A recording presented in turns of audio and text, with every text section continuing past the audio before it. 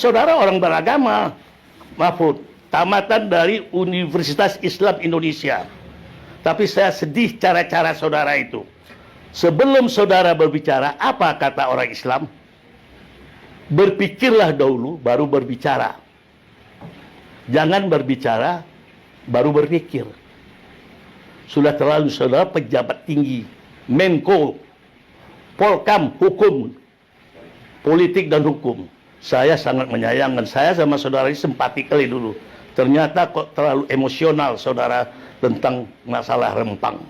Saya menangis saudara Mahfud mendengar jeritan-jeritan ibu-ibu di Rempang itu.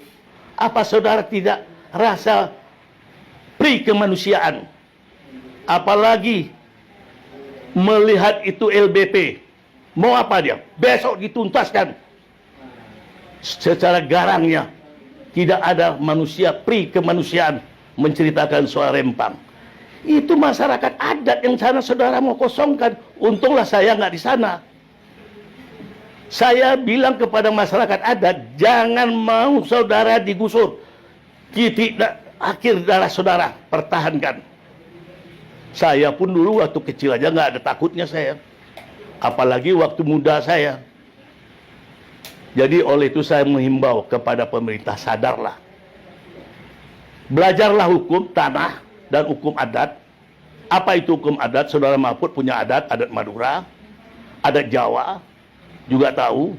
Saya sebagai orang Minang yang dibesarkan di Medan, saya tahu adat Minang, adat Melayu. Dan bahasa Indonesia ini berasal dari bahasa Melayu. Saudara lihat nggak di YouTube bagaimana Anwar Ibrahim mencak-mencak di TV mengatakan kalau saudara-saudara pejabat Indonesia berpikiran sehat dan punya rasa kemanusiaan, tidak pantas saudara lakukan itu. Melayu ini luas. Malaysia itu umumnya orang Melayu, kita pun bahasa kita berasal dari bahasa Melayu. Itu saudara kita. Tapi saudara enak aja mengatakan, kosongkan demi uang.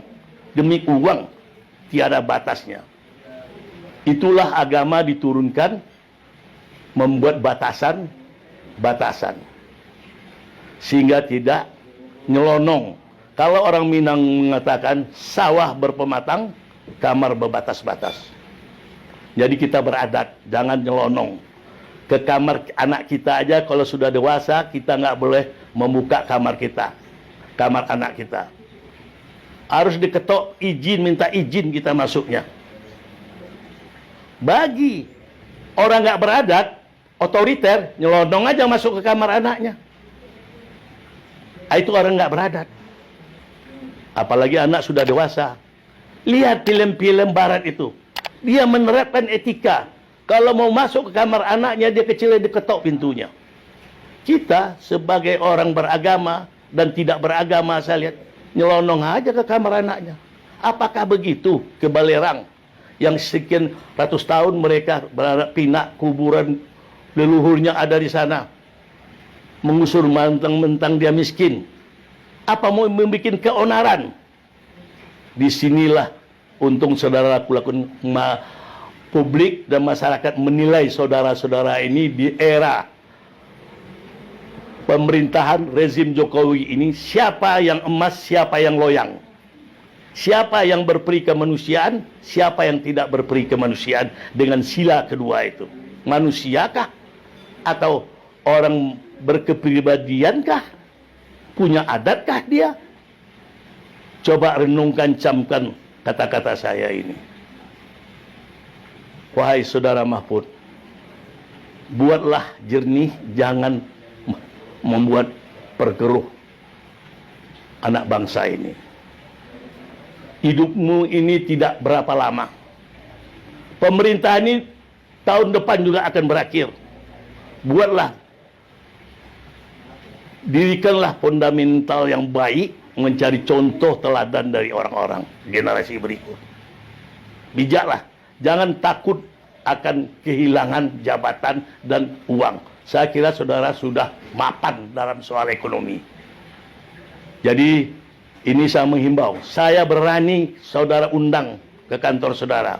Akan saya tunjukkan fakta tanah-tanah mana saudara bersama sahabat saudara. Saya sebenarnya nggak mau, tapi saya geram melihat pernyataan-pernyataan saudara Mahfud. Sahabat dari kawan saya juga, itu sahabat saya juga. Saudara ahli hukum tata negara. Saudara berasal dari sekolah SMEA dasarnya dulu. Masuk ke Fakultas Hukum Universitas Islam Indonesia di Jogja. Tapi saya sayangkan soal Rempang. Berbijak-bijaklah saudara. Seorang Menteri Politik, Hukum, dan HAM. Sekian, terima kasih. Agar masyarakat Indonesia tahu. Mari kita kutuk pemerintah ini. Membela masyarakat Rempang. Sekian. Wabila taufik walhidayah. Wassalamualaikum warahmatullahi wabarakatuh.